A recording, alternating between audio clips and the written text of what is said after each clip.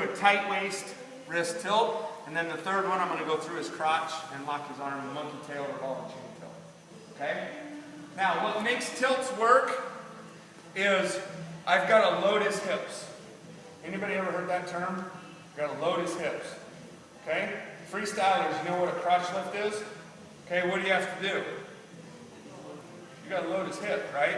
Go flat. If I'm going to do a crotch lift, right, I got to get my knee underneath and I got to load his hips, right? Now I can drive. Okay. Come back, up on your base. All right, I've trapped his wrist. First one I'm going to show is a 2-on-1. I'm going to roll his wrist and I'm going to pull with my left hand. I'm going to pull this to a tight waist. So it's like I have a tight waist with his wrist.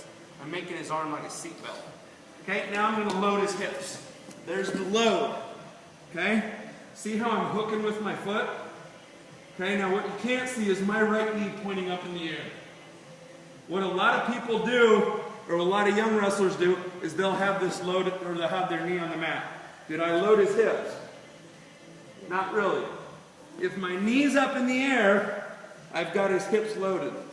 Now I just elevate this, and I keep scooting towards my bottom knee. Scoot, scoot, scoot.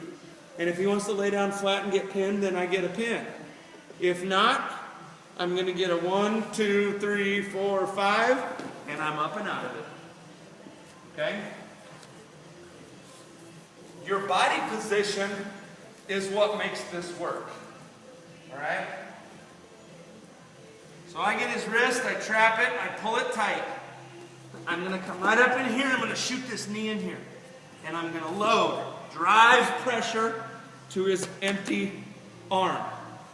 I've loaded him. His hips are higher than mine.